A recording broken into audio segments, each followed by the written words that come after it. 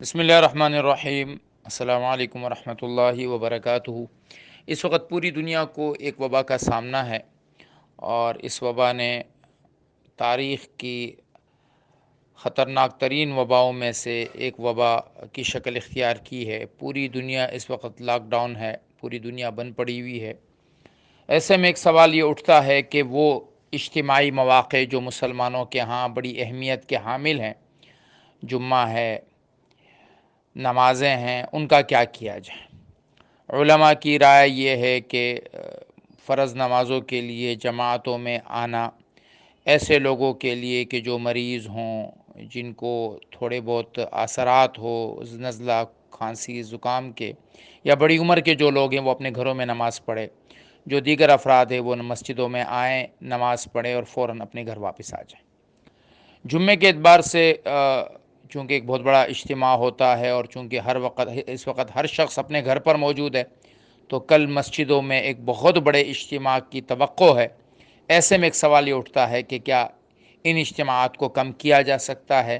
تو جی ہاں، ان کو کم کیا جا سکتا ہے، اور اس کی شکل یہ ہے کہ مختلف مواقع پر، مختلف جگہوں پر چھوٹے چھوٹے جمعے کی نمازیں ہوں۔ کوئی 7 افراد، 8 افراد، 10 افراد، 4 افراد سے کم نہ ہو، یہ جمعے پڑھا سکتے ہیں، پڑھ سکتے ہیں، کیونکہ مسجد کا ہونا جمعے کے لیے ضروری نہیں ہے، شہر کا ہونا، شرائط کا ہونا کافی ہے۔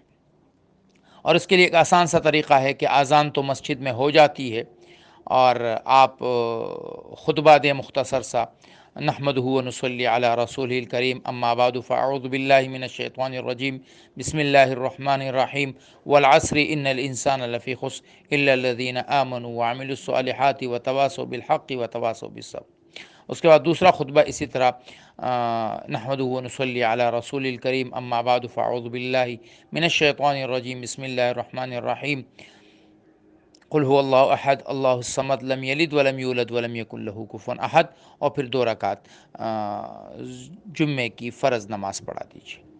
اور اگر کہیں پر خطبہ دینے کی استطاعت کسی میں نہیں ہے تو وہ 4 رکعت ظہر کی جماعت کرا لیں۔ اجتماعات کو کم کیجیے، بلکہ بعض مساجد میں اگر 2 3 جماعتیں مختلف نماز پڑھانے والے کر لیں تو بھی اس کی شرعاً گنجائش ہو سکتی ہے۔